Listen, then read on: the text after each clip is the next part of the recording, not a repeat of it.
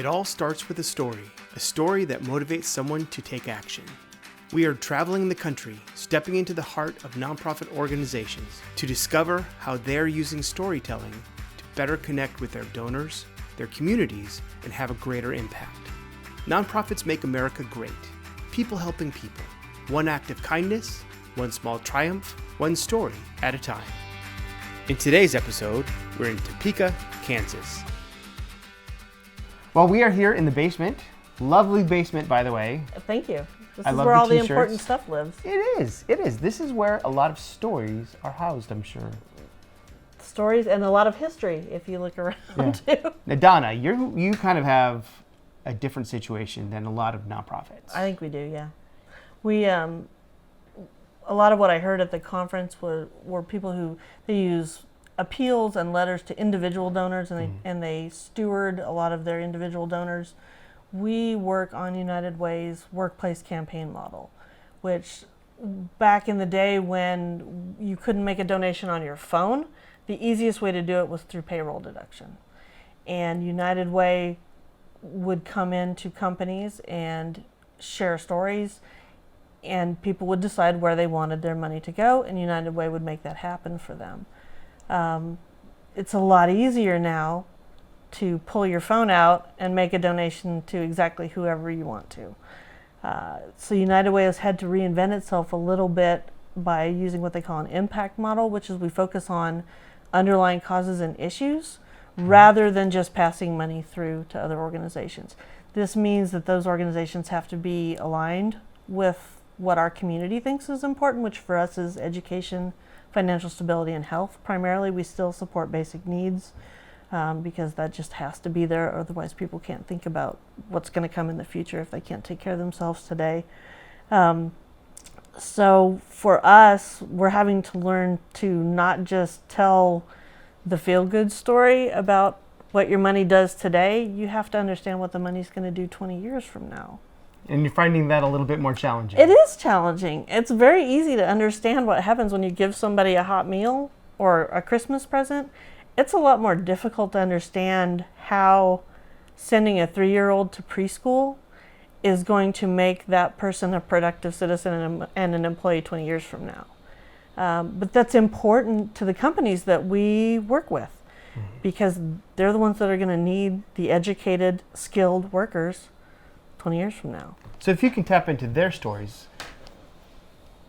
and how they feel like education was important for them, I think they'll probably understand why feeding the child at 3 years old or 5 years old now is going to be important 20 years from now. I think that's true. One of the challenges we have is we have to talk to a really diverse audience every time we go out. The nature of a workplace campaign is that company kind of gatekeeps our presence in their organization. They decide how much contact we have with their employees who are also our potential donors. And so we can't always tailor our message to a particular type of person. Even one of the companies we work with has a veterinary research facility. They have a pet food manufacturing plant, and they have a corporate sales office. They all get the same message. They're not all the same people, so we have to find a way to connect all of them at the same time, which is really kind of challenging. That would be. I mean, that's kind of where you take a higher approach and look at the basic needs, wants, and desires of everybody. Exactly. Versus talking to that one-on-one person who you know their particular history. Yep. But this is interesting because you have a gatekeeper. So We you do. can't even get to your donors in a straight line. Very true. Very true. We So have to build that relationship first so that we can get in the door to tell the stories. Right. Okay, so that's kind of interesting. And so you're working with, let's just say, a little bit of an outdated model with United Way. You're trying to get to the folks who donate and make the impact in the community more on a one-to-one basis. But you have that gatekeeper.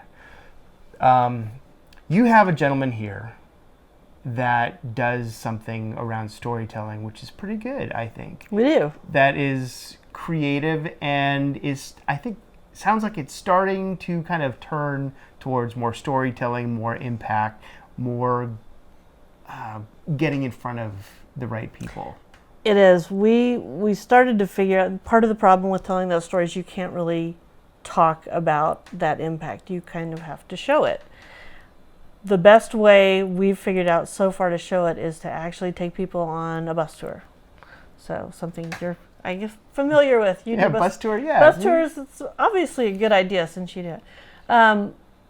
So what we've tried to do, and this is our, I think we'll be heading into our third year doing these, and it's evolving every time we do it, literally every time we do it. And taking as many people as we can fit on a city bus. We have a great partner in Topeka Metro. They give us the buses for free. They don't charge us to use them. We try to put as many people as we can, which is 25 to 30, with a good mix of companies, or we do just for one company.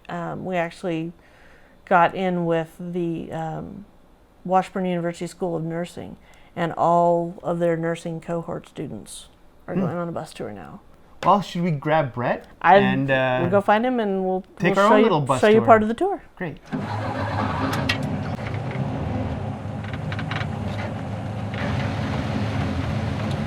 So tell me about the bus tour. What do you do on it? So the bus tour is an opportunity for us to share a little bit of our story, the way in which we are making an impact in the community. So we invite community members, corporate partners, any other stakeholders, really anybody in the community to come and not only hear about, but also see some of the work that we're doing here in Topeka. And the idea is for us to tell a story. So what we're trying to do is we're trying to tell a story of transformation. And we're talking about the ways in which our partners and our strategies in the community are being carried out, and what kinds of results we're seeing and what kind of impact we're seeing on the lives of individuals, the lives of families, schools, neighborhoods, and ultimately how that's affecting our larger community. Thanks. So part of what Brett would tell you if you were on the bus tour with him would be to look around at the neighborhoods that you're driving through, and what do you see or not see? Like around here, no sidewalks. We'll take a left here. A lot of what we passed, no grocery stores, no clinics, no convenience stores. You know, a lot of things that make quality of life important for where you live. And that's one of the things they show, because they started our office where we started, and you're surrounded by services over there and infrastructure. And when you get to this side of town, all of that evaporates and you don't see it anymore. That's part of the issue that makes living in some of these communities much harder. Absolutely. So do you actually go on the tours too? I do, yes. Okay, so what are some of the things that you've seen, or what are some of the stories that people have really reacted to? So one of the stories that we hear in the Highcrest neighborhood that's perhaps most compelling and impactful to people who go on the bus tour is the story from one of our partners, which is Parents as Teachers. One of those parent educators that she went into a house of a single mom. The parent educator is talking with her mom, about talking to the child and interacting with the child, and the parent educator gets down on the floor, starts playing with the child, talking to the child, and the mom has a puzzled look on her face. The parent educator continues to talk and says, "Oh, it's so important that you talk to your baby, that you sing to her, that she interacts with you in that way." And the young mom looks at the parent educator and she says, "You mean my baby can hear me?"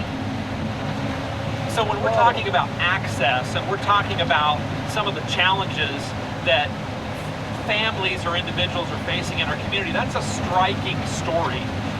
Wow, you would not even think that somebody wouldn't know that, but we all grow up differently. Exactly, and so one of the things we talk with the participants about, because I know every time I look, I know every time I tell that story, I look out and there are puzzled faces among the participants in the bus tour. And one of the things I tell them is I say, did your parents talk and sing to you? And they will say, yes. I say, well, how do they know to do that? They say, well, because their parents did that with them. And well, how did they know that reading was important, or reading to their children even before they could read was important? They said, well, it's because their parents told them. And I said, when you're caught in this cycle of poverty, that gets lost somewhere.